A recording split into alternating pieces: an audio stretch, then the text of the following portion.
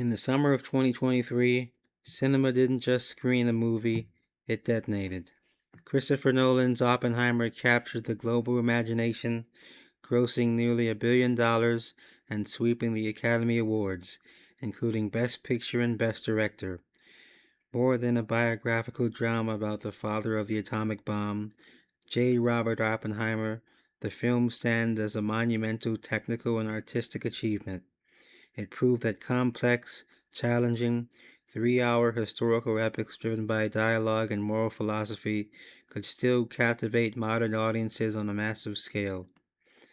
Adapting Kai Bird and Martin J. Sherwin's Pulitzer Prize winning biography, American Prometheus, was no small feat.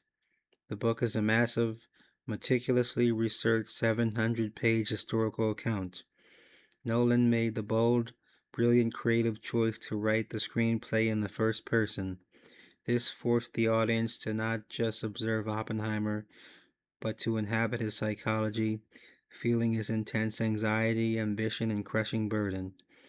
The film splits its narrative into two distinct visual frameworks labeled Fission, Oppenheimer's subjective, colorful, and sometimes hallucinatory perspective, and Fusion, Lewis Strauss's objective, cold, black and white perspective.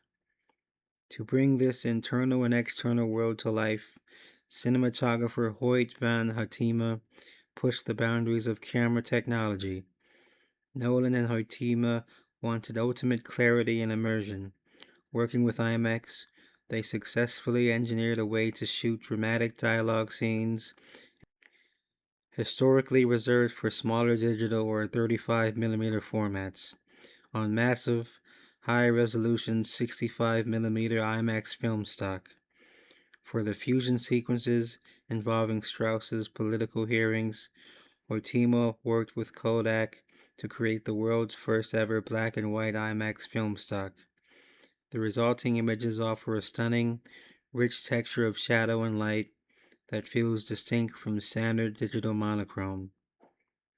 Perhaps the most legendary aspect of the production was the recreation of the world's first nuclear detonation at the Trinity test site in New Mexico.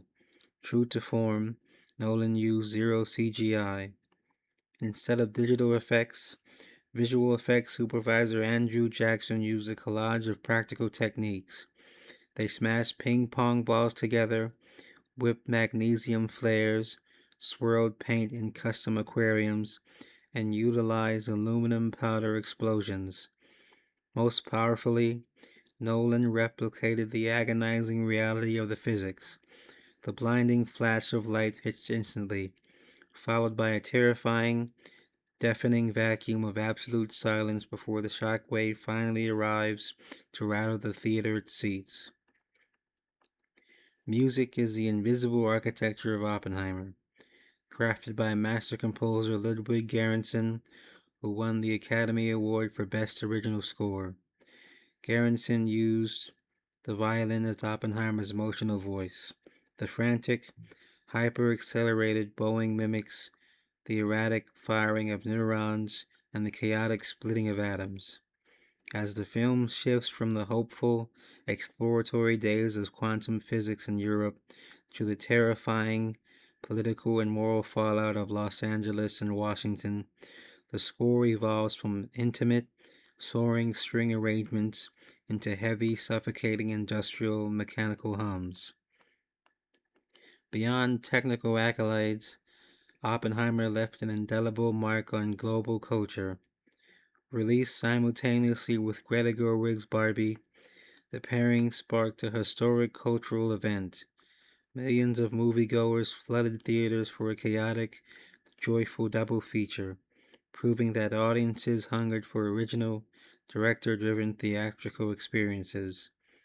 In an era marked by shifting geopolitical tensions and renewed nuclear threats, the film forced the modern public to confront the legacy of mutually assured destruction.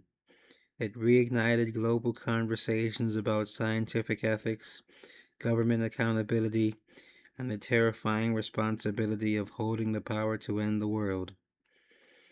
Oppenheimer is more than a film, it is a masterclass in collaboration. By uniting uncompromising direction, revolutionary IMAX cinematography, groundbreaking practical effects, and a haunting score, Christopher Nolan created a timeless warning from history, reminding us that when we unlock the secrets of the universe, we must also learn to live with the consequences.